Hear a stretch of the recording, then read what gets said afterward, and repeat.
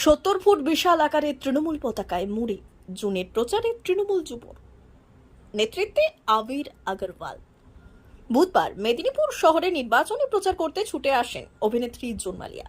এদিন তিনি প্রথমেই বটতলা কালী মন্দিরে পুজো দিলেন। তারপরেই তাকে অভ্যর্থনা জানানো হয় তৃণমূল যুব কংগ্রেসের পক্ষ থেকে, তবে একটু অন্যরকম ভাবে। প্রায় 70 ফুটের তৃণমূল পতাকা দিয়ে এই প্রার্থীকে এই দিন অভ্যর্থনা জানানো হয়।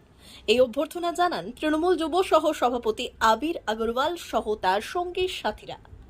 এই বিশাল আকারের পতাকার নিচেই প্রার্থী এবং প্রার্থীর অনুগামীরা প্রচার করতে শহর পরিক্রমা করে। যদিও এই অভ্যর্থনায় খুশি মেদিনীপুরের বিধায়িকা জুন মালিয়া। প্রসঙ্গত উল্লেখ্য, মেদিনীপুর লোকসভা নির্বাচন আগামী 25শে মে। ইতিমধ্যে শাসক বিরোধী সবাই প্রার্থী তালিকা ঘোষণা করেছে। তৃণমূল প্রার্থী হিসেবে নাম ঘোষণা হয়েছে মেদিনীপুরের বিধায়িকা তথা অভিনেত্রী জুন মালিয়ার। যদিও নাম ঘোষণার পর থেকেই জুন মালিয়া 7টা বিধানসভার শেষ প্রান্ত এগরা থেকে প্রচার শুরু করেছেন। এরপর তিনি কেশিয়ারি, দাঁতন, খড়গপুর এবং মেদিনীপুরে প্রচার করেছেন জোর কদমে। প্রচারের কোনো অংশে তিনি খামতি রাখতে চাইছেন না। যেমন তিনি প্রচারের মাধ্যমে জনসংযোগ করছেন, তেমনি কর্মীদের সঙ্গে টানা বৈঠক করে ভোটের জন্য প্রস্তুতি নিচ্ছেন।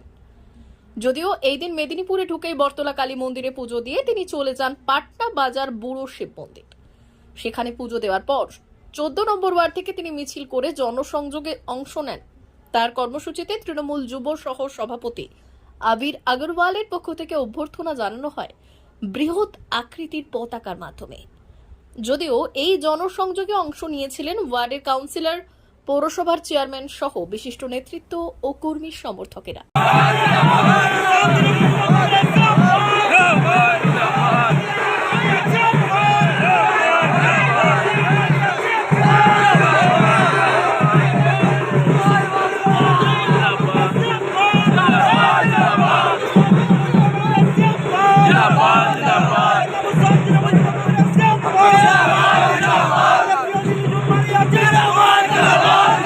D news, Medinipur.